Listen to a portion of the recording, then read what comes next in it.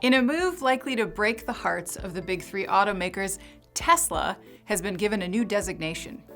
Out of 70 auto plants in the country, its Fremont factory was determined to be the most productive last year. Bloomberg has reported that Tesla's only operational U.S. factory was able to churn out an average of 8,550 vehicles each week in 2021. Comparing this rate with its peers, Toyota's Georgetown, Kentucky plant came in right on Fremont's heels, with a rate of 8,427 cars per week.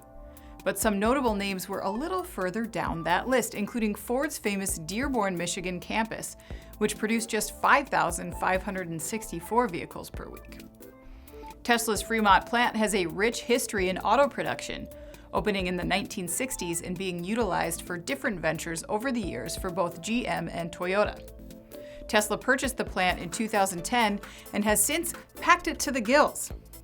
Despite the EV maker being mocked for its unorthodox production tenets, Tesla's 2021 was a record-breaking year for the company in terms of deliveries and profits in the face of historic challenges for the automotive market.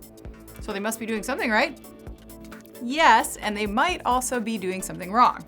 That's according to some experts anyway, who point to the never-ending deluge of crises that the automaker faced throughout 2021. Besides a few notable recalls and some understandable delays on new models, Engadget senior editor Andrew Tarantola points out that Tesla had some sizable COVID outbreaks on its production lines in Fremont. But all this didn't stop Elon Musk and crew from churning out 0.85 cars per minute in Fremont. Is it sustainable? Maybe so, and then some.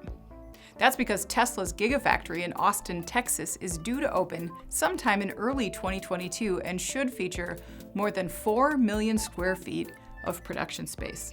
I'm Anna Wells, and this is IEN Now.